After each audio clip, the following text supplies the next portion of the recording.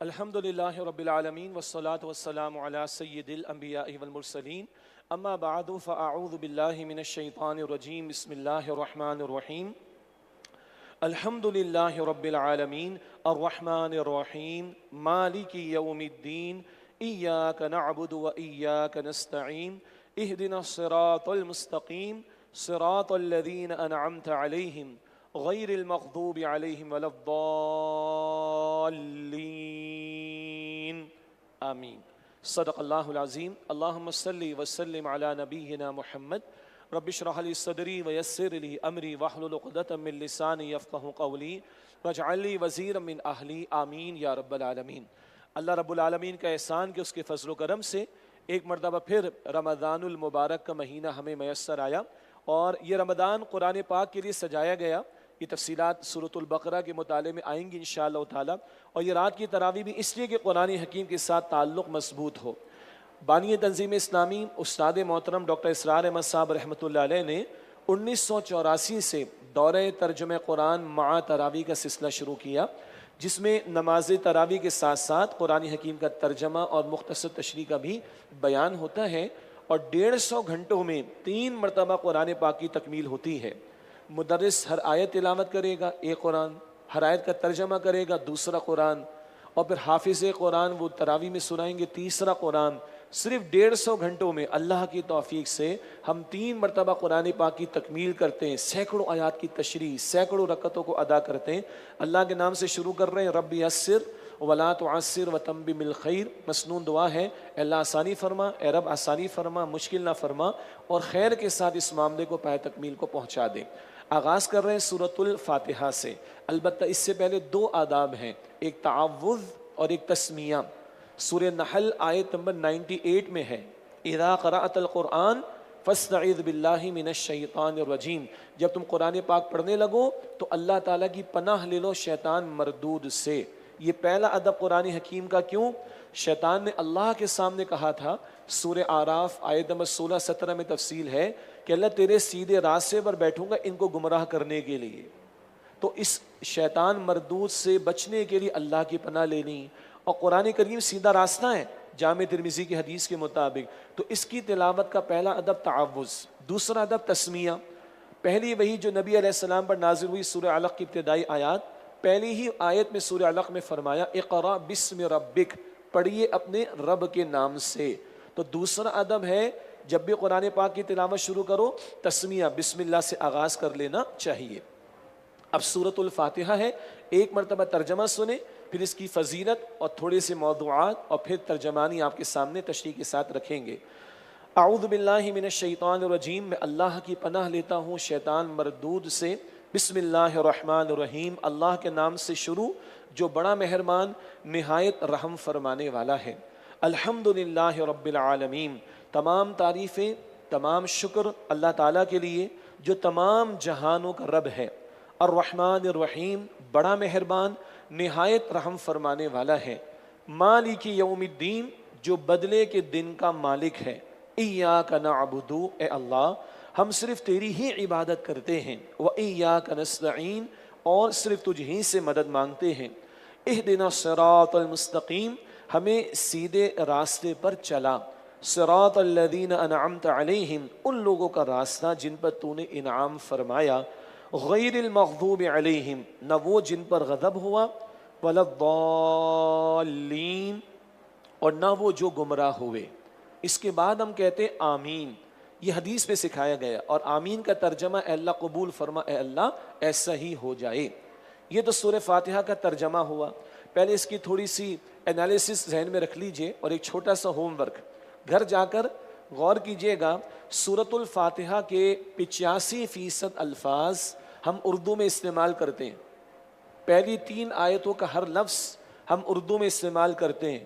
تو اپنے گھروں پر جاتے ہوئے، گھروں میں موجود رہتے ہوئے تھوڑا سا تجزیہ کیجئے گا، تھوڑا سا غور کیجئے گا، تو سورہ فاتحہ کا ترجمہ ہمارے ذہن میں بیٹھنا شروع ہو جائے گا۔ اگلی بات، اس کے کچھ فضائل ہیں۔ پہلی بات، اللہ کے نبی صلی اللہ علیہ وسلم نے احادیث مبارکہ میں مختلف اعتبارات سے اس کے فضائل کو بیان فرمایا۔ کبھی اللہ کے نبی علیہ السلام نے بخاری شریف میں فرمایا ہے یہ قرآن کریم کی عظیم ترین صورت ہے۔ کبھی اللہ کے نبی علیہ السلام نے فرمایا جامع ترمذی کی روایت میں کہ اس سورہ فاتحہ جیسی کوئی صورت نہ تورات میں ہے، نہ انجیل میں ہے، نہ زبور میں ہے، اور نہ خود قرآن حکیم میں ہے۔ اسی طرح آپ نے فرمایا ہے صحیح بخاری شریف کی روایت میں کہ یہی سبع من المثانی، بار بار دہرائے جانے والی 7 آیات والقرآن العظیم یعنی قرآن عظیم ہے۔ یہ الفاظ سورہ ہجر کی آیت نمبر 87 میں بھی ہیں، سورہ ہجر آیت نمبر 87 میں بھی ہے کہ اے نبی ہم نے آپ کو سبع من المثانی، بار بار دہرائے جانے والی 7 آیات عطا فرمائی، والقرآن العظیم اور قرآن عظیم عطا فرمایا، اور اس کی وضاحت خود اللہ کے رسول علیہ السلام نے بخاری شریف کی حدیث میں فرمائی ہے۔ پھر آپ نے فرمایا صحیح مسلم کی روایت میں کہ 2 نور ایسے ہیں جو آپ صلی اللہ علیہ وسلم سے پہلے کسی کو نہیں دیے گئے، ایک سورۃ الفاتحہ اور ایک سورۃ البقرہ کی آخری 2 آیات جو معراج کی شب نازل ہوئیں۔ یہ 2 ایسے نور ہیں جو آپ نے فرمایا کہ میرے سوا کسی کو عطا نہیں ہوئے، یہ صحیح مسلم شریف کی روایت ہے۔ اسی طرح ایک طویل حدیث ہے مسلم شریف میں جس کا حاصل یہ ہے کہ اللہ تعالیٰ فرماتا ہے کہ میں نے الفاتحہ کو اپنے اور اپنے بندے کے درمیان آدھا آدھا تقسیم کر لیا ہے، اور آدھا میرے لیے ہے اور آدھا میرے بندے کے لیے۔ ویسے تو دلچسپ بات ہے، حدیث میں صلات کا لفظ ہے، میں نے صلات کو اپنے اور اپنے بندے کے درمیان آدھا آدھا تقسیم کیا، لیکن آگے صحیح مسلم کی روایت میں پورا بیان سورۃ الفاتحہ کا ہے، گویا نماز کا لفظ یا صلات کا لفظ سورۃ الفاتحہ کے لیے استعمال ہوا۔ پھر اس میں تفصیل آتی ہے کہ آدھا حصہ جو اللہ کے لیے وہ پہلی 3.5 آیات ہیں، بندہ الحمدللہ رب العالمین الرحمن الرحیم مالک یوم الدین کہتا ہے تو اللہ فرماتے میرے بندے نے میری حمد بیان کی، میری ثنا بیان کی، میری بزرگی بیان کی۔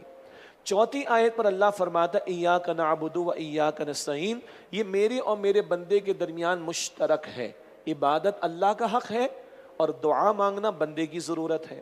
اور حدیث میں آیا اللہ فرماتا ہے جب بندہ کہتا ہے اہدنا الصراط المستقیم صراط الذین انعمت علیہم غیر المغضوب علیہم ولا الضالین، اللہ فرماتے سارا میرے بندے کے لیے ہے، وَلِعَبْدِي مَا سَأَلَ، اور میرے بندے نے جو مانگا اس کو عطا کیا گیا۔ اس قدر پیاری بات کہ اس سورہ فاتحہ کی ایک ایک آیت پر اللہ تعالیٰ جواب عطا فرماتا ہے، تو ذرا توجہ سے ٹھہر ٹھہر کر سورہ فاتحہ کی تلاوت کرنا چاہیے اور اثر لینا چاہیے کہ میرا رب اس کا جواب بھی دے رہا ہے۔ اب آئیے اس کے مضامین، ایک موضوع بڑا پیارا ہے کیونکہ اس ایک حدیث میں کہا گیا اور سورہ ہجر کی آیت 87 میں بھی کہا گیا یہ سورہ فاتحہ قرآن عظیم ہے۔ اللہ اکبر، تمام قرآن اللہ کا عطا کردہ، سورہ فاتحہ اس کا حصہ ہے، لیکن تمام قرآن ہدایت کا موضوع لیے ہوئے ہے، اور قرآن حکیم کے 3 بنیادی موضوعات ہیں، توحید ہے، آخرت ہے اور رسالت ہے۔ اس سورہ فاتحہ میں یہ تینوں موضوعات موجود ہیں، توحید بھی، آخرت بھی اور رسالت بھی، سمجھ لیں گے انشاءاللہ تعالی۔ دوسری بات، اس کو تعلیم مسئلہ بھی کہا گیا، تعلیم مسئلے کی، کس مسئلے کی؟ اللہ سے دعا کیسے کرنی چاہیے، تو پہلے اللہ کی بڑائی تو بیان کرو، اللہ کی عظمت تو بیان کرو، اللہ کی بزرگی تو بیان کرو، پھر اپنی اوقات کا اقرار کرو، تم کس قدر بے بس، تم کس قدر محتاج ہو، کس قدر تم فقیر ہو۔ تو یہ تعلیم مسئلہ یعنی دعا مانگنے کا طریقہ بھی سورہ فاتحہ میں سکھایا گیا۔ پھر استاد محترم ڈاکٹر اسرار صاحب نے بڑا پیارا ایک بیان دیا، وہ فرماتے ہیں کہ اس صورت میں ایک سلیم الفطرت انسان کے جذبات کو اللہ تعالیٰ نے الفاظ عطا فرما دیے، گڈ نیچرڈ پرسن، ایک سلیم الفطرت انسان، غور و فکر کرنے والا، شعور رکھتا ہو، غور و فکر کرتا ہو، کائنات میں غور و فکر کرے گا تو اس نتیجے پر پہنچے گا کوئی تو ہے جو نظام ہستی چلا رہا ہے، وہی خدا ہے۔ آپ اور میں اللہ کیسے کہتے ہیں اسے، مگر ابھی کوئی اسے اللہ کے طور پر نہ مانتا ہو، لیکن غور کرے گا تو پتے پتے میں، بوٹے بوٹے میں، ایٹم میں، الیکٹران میں، پروٹون میں، ڈی این اے میں اسے خالق کائنات کی عظمت نظر آئے گی۔ تو ایک سلیم الفطر انسان غور کرے گا، توحید تک پہنچے گا، ایک تک پہنچے گا۔ اسی طرح انسان غور و فکر کرتا ہے، ہمارے اندر شعور ہے نیکی کا، بدی کا، ہم سچ کو اچھا سمجھتے ہیں، جھوٹ کو برا سمجھتے ہیں، اور ہم توقع کرتے ہیں کہ سچ کا اچھا بدلہ ملنا چاہیے۔ میرے اور آپ کے بچے نے محنت کی تو رزلٹ اچھا آنا چاہیے نا، اس کا جھوٹ کی سزا ملنی چاہیے، دھوکہ دینے والے کو سزا ملنی چاہیے۔ یہ میرے اور آپ کے باطن میں ایک شعور موجود ہے، یہ اخلاق حس موجود ہے، مگر کئی مرتبہ دنیا میں اس پر عمل ہوتا ہوا دکھائی نہیں دیتا. انبیاء سے بڑھ کر کوئی نیک ہوگا؟ ان کی محنتوں کے نتیجے دنیا میں تو نظر نہیں آئے. اکثر شہید ہو گئے انبیاء تو. اور بڑے بڑے ظالم اور مجرموں کو کیا اس دنیا میں سزا دیا جانا ممکن ہے؟ نہیں، ممکن نہیں. ایک بندے نے قتل کیا، ہم قتل کر دیں گے. ایک بندے نے 100 کو قتل کیا، قتل کر سکتے بقیہ 99 مرتبہ؟ نو. اخلاقی اعتبار سے اس دنیا میں یہ نتائج نظر نہیں آ رہے، مگر اندر کی حس کہتی ہے کہ this should be the case, یہ ہونا چاہیے. تو ادھر سے بندہ پہنچتا ہے کوئی عالم تو ہو جہاں اچھائی کا بدلہ ملے، بدی کی سزا ملے. یہ بھی فطرت میں موجود ہے. بڑے بڑے فلاسفر کنفیوشس جیسے لوگ بھی یہاں تک پہنچے. بس فرق کیا پڑ گیا؟ وحی کی تعلیم کو نہ مانا، پیغمبر کی تعلیم کو نہ مانا تو گڑبڑ ہو گئی. ورنہ فلسفی تو یہاں تک بھی پہنچتا ہے، کوئی ہے چلانے والا نظام کو، اور اس اخلاقی حص کا نتیجہ نکلنا چاہیے. یہ دو تو ہے توحید اور آخرت کا معاملہ، فطرت میں موجود ہے، مگر انسانی عقل اس سے آگے تفصیل نہیں بتاتی. وہاں بندہ مجبور ہے گھٹنے ٹیک کر ہاتھ اٹھانے پر، اور اپنے رب سے ہی پکارے گا، اس کو پکارے گا مالک تو میری رہنمائی فرما دے. یہی ہے بندے کی حاجت ہدایت کی. یہاں سے رسالت